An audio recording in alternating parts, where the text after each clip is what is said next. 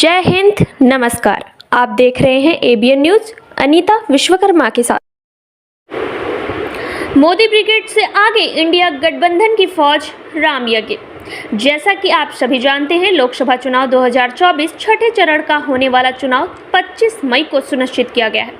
चुनाव की तिथि नजदीक आते ही नामांकन प्रक्रिया भी शुरू कर दी गई है, जहां एक तरफ सभी दलों के पार्टी कार्यालयों पर समर्थकों की भारी भीड़ देखी जा रही है, वहीं दूसरी ओर चुनाव लड़ रहे प्रत्याशियों के समर्थकों द्वारा अपने परियों का पक्ष रखते हुए विपक्षियों पर आरोप प्रत्यारोप का सिलसिला भी जोर शोर से चल रहा है। भदोही प्रतापपुर लोकसभा सीट 78 से इंडिया गठबंधन के गोपीगंज पड़ाव स्थित केंद्रीय कार्यालय पर टीएमसी प्रत्याशी ललितेशपति त्रिपाठी के समर्थन में पूरे दलबल के साथ पहुंचे पूर्व उपाध्यक्ष उत्तर प्रदेश कांग्रेस कमेटी मिर्जापुर मंडल प्रभारी रहे राम यज्ञ द्विवेदी ने केंद्र में चल रहे 10 साल से भाजपा सरकार को बेरोजगारी, महंगाई, महिला उत्पीड़न सहित अनेक मामलों में फेल बताते हुए क्या कुछ कहा, सुनने के लिए आइए रुख करते हैं भदोही की ओर। देखते हैं राष्ट्र की बात राजेश तिवारी के साथ। जी, मैं राम यज्ञ द्विवेदी, पूर्व उपाध्यक्ष उत्तर प्रदेश कांग्रेस कमेटी। मैं यहाँ का मंडल प्रभारी रहा, मिर्जापुर मंडल का। आज चुनावी समीकरण में ये जो चुनाव की सरगर्मी बढ़ी हुई है, आज के माहौल और पर्यावरण को देखते हुए क्या कहना चाहते हैं? मैं सिर्फ ये कहना चाहता हूँ कि आज इंडिया गठबंधन मोदी गवर्नमेंट से बहुत आगे है। प्रधानमंत्री के जो झूठ पे झूठ रोज़ बोल रहे हैं, वो ऐसा लग रहा है उनको देख करके कि वो बौखला गए हैं। वो कहते हैं कि अगर इंडिया गठबंधन की सरकार आ गई तो किसानों की ज़मीन चली जाएगी, माताओं बहनों का मंगलसूत्र चला जाएगा।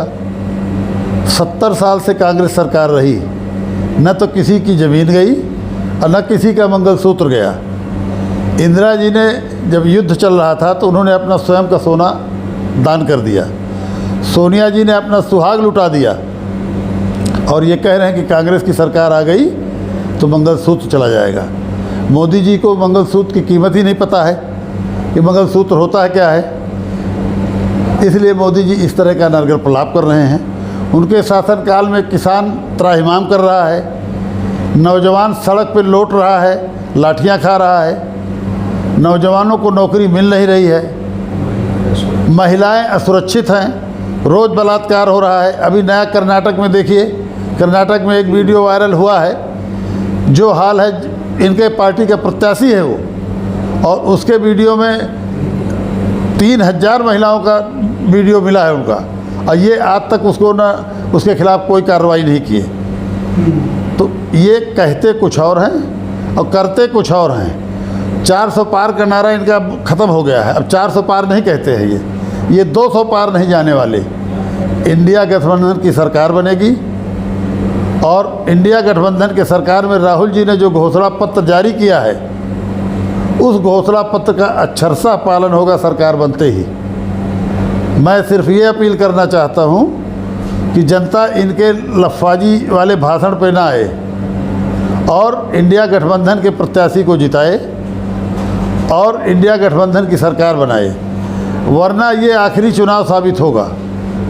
ये यहाँ निरंकुशता लाना चाहते हैं, ये प्रजातंत्र प्रणाली को समाप्त करना चाहते हैं। इनके मंत्री यहाँ तक कह चुके हैं कि हम अगर सत्ता में आ गए तो संविधान में परिवर्तन कर देंगे। तो अगर प्रजातंत्र चाहती है यहाँ की पब्लिक, तो इंडिया गठबंधन की सरकार बनाए और मोदी को हटाए। ये भाजपा की सरकार नहीं है, ये मोदी की सरकार है। कहीं ये नहीं कहते कि भाजपा की सरकार है, ये सिर्फ मोदी की सरकार है। यहाँ तक कि आरएसएस भी भीतर मन से नहीं चाहता कि इनकी सरकार बने। बाहरी बनाम स्थानीय का यहाँ एक मुद्दा उठा था, अभी तक चल रहा है, बहुत गर्म है।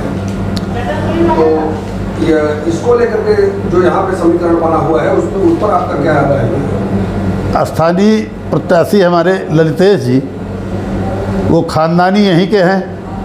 पंडित कमलापत त्रिपाठी इतना विराट व्यक्तित्व था उनका, उनके व्यक्तित्व को पूरे भारत का व्यक्तित्व माना जाता था और वो बनारस, भदोही और मिर्ज़ापुर में सीमित नहीं किए जा सकते। उनके ये प्रपौत्र हैं, तो इसलिए इस मुद्दे का यहाँ कोई मतलब नहीं है। जो ये मुद्दा उठा रहा है वो बेवकूफ़ है, और जो प्रत्याशी लड़ भी रहे हैं इनके, वो भी कहाँ यहाँ पैदा हुए हैं, वही बाहरी हैं। हमारा प्रत्याशी तो लोकल है, यहाँ का है, और वो तो बाहर के हैं। ब्राह्मण उम्मीदवार होने के नाते प्रदेश की ब्राह्मण उम्मीदवार में से कहे जाते हैं, तो यहाँ ब्राह्मण वर्ग को लेकर के क्या कहना चाहिए? ब्राह्मण वर्ग को लेकर सिर्फ ये कहना है कि ब्राह्मण सब एक मत होकर के ललितेश जी को जिताएं। नहीं, सारे दलों में ये भ्रम है कि ब्राह्मणों का टिकट कोई दल नहीं देना चाहता। वो सोचते हैं कि सिर्फ पिछड़ा, अति पिछड़ा इस तरह के करते हैं, जबकि किसी एक जात से कोई दल जीत नहीं सकता। जब तक सारे जातियों का समर्थन नहीं मिलेगा तब तक कोई, इनको हर जात का सपोर्ट मिल रहा है, इनको हरिजन का भी सपोर्ट मिल रहा है, इनको बैकवर्ड का भी सपोर्ट मिल रहा है, इनको बिंद का भी सपोर्ट मिल रहा है, इनको माइनॉरिटी का भी सपोर्ट मिल रहा है। तो ऐसा ही उम्मीदवार यहाँ जीतेगा जिसको हर जाति और हर धर्म का सपोर्ट मिल रहा हो।